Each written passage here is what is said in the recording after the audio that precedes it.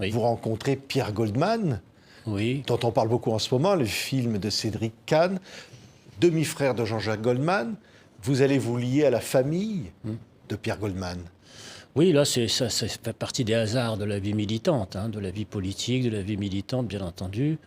Et en fait, ce que je disais récemment, c'est que oui, Pierre Goldman était un personnage très connu à l'époque. Son procès avait eu un retentissement absolument extraordinaire, notamment à l'extrême gauche, parce que cette extrême gauche, elle s'était fracturée entre ceux qui disaient bon bah il faut jouer le jeu politique, et puis ceux qui étaient pour la lutte armée.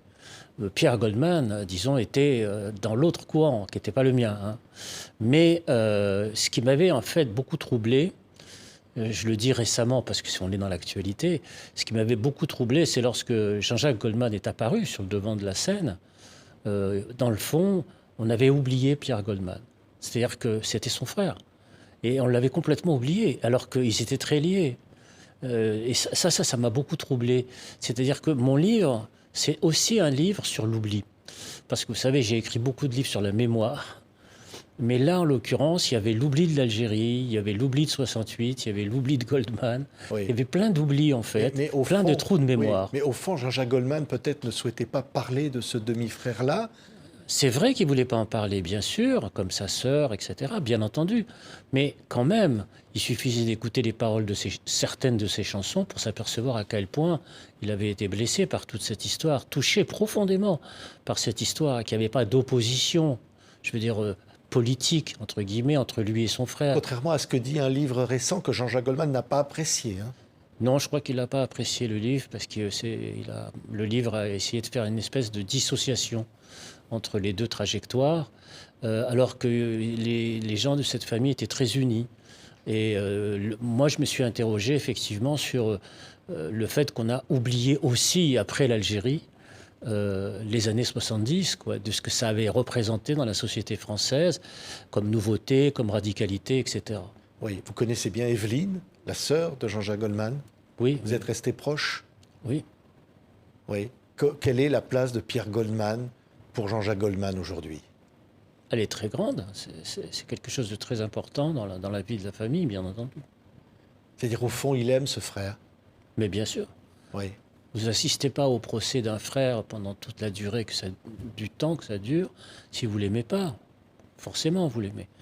Donc il y a un attachement extrêmement profond, bien sûr. Quand il va être assassiné, vous allez être aux côtés de Jean-Jacques Goldman, derrière le cercueil. Oui, juste derrière. C'est un hasard aussi de la vie, mais lui, il ne le sait peut-être pas, mais j'étais derrière lui. Et sa sœur, d'ailleurs, à l'enterrement. Il y avait beaucoup de monde, beaucoup de militants, bien sûr, parce que Pierre Goldman était un personnage très connu par l'extrême gauche française de l'époque, parce qu'il dirigeait le service d'ordre de ce qu'on appelait le FUA, le Front unique antifasciste, au temps de la guerre d'Algérie. Bon, ensuite, il y avait tout le débat sur la guérilla en Amérique latine. Enfin, c'est toute une époque, les années 60. Et c'est vrai que l'enterrement de Pierre Goldman a été aussi, quelque part, je l'ai dit, je ne sais plus où, a été aussi la fin, quelque part, de rêve, de transformation radicale, disons, de la société. Il y avait un effet de sidération dans un moment de suspension de l'histoire, de fin d'histoire. Et ça, je m'en souviens très bien, parce que j'avais quand même à l'époque 29 ans. J'avais plus 14 ans, j'avais plus 11 ans, j'avais plus 12 ans. J'étais beaucoup plus âgé quand même. Oui. Derrière, il y a la famille de Jean-Jacques Goldman, que vous avez donc bien connue. On imagine l'origine de cette famille, qui avait échappé à la Shoah, aux purges staliniennes, Oui. qui se retrouve avec un enfant accusé de crime aux assises, et qui supporte cela. Bah oui, c'est très difficile, parce que c'est une famille qui a été terriblement meurtrie par l'histoire, à la fois du nazisme et du stalinisme, qui sont les deux grandes tragédies du XXe siècle, quand même, il ne faut pas l'oublier, et qui a été touchée de plein fouet et qui était très soudée à partir de là, sur ces blessures qui leur ont été infligées. Donc bien sûr, ils ont été profondément marqués, mais je dois ajouter que la génération qui entre en politique en post-68, elle aussi est très marquée par tout ça. C'est-à-dire que vous avez évoqué tout à l'heure, justement, la présence de très nombreux jeunes juifs à l'intérieur des mouvements d'extrême gauche. Bon, on ne peut pas comprendre cela si on ne le met pas en rapport avec le fait que pour beaucoup de jeunes juifs, il y avait, disons, la volonté de comprendre ce qui s'était passé dans la Shoah, dans Vichy, dans l'antisémitisme. Donc il y avait une jonction entre ce qu'on pourrait appeler l'antisémitisme et l'antifascisme qui était très puissant dans l'après 68. Et puis tout le monde s'était précipité pour voir des films interdits comme Le Chagrin et la Pitié, etc. C'est-à-dire qu'il y avait une effervescence intellectuelle et politique chez de nombreux jeunes juifs autour de cette question-là. Et Pierre Goldman appartenait à cette génération, il en était une figure emblématique. Oui. Il était fier que son demi-frère fasse de la musique. Vous aviez dit qu'ils échangeaient sur la musique quand Jean-Jacques Goldman a débuté. Oui, oui, tout à fait. Je pense qu'il y a... Jean-Jacques Goldman s'est toujours intéressé fondamentalement à la musique, bien entendu. C'est un homme qui adorait la musique. Mais ça ne veut pas dire pour autant que Pierre Goldman n'était qu'un politique. Lui aussi s'intéressait à la musique, beaucoup même, hein, et en particulier, bien entendu, la musique latino-américaine.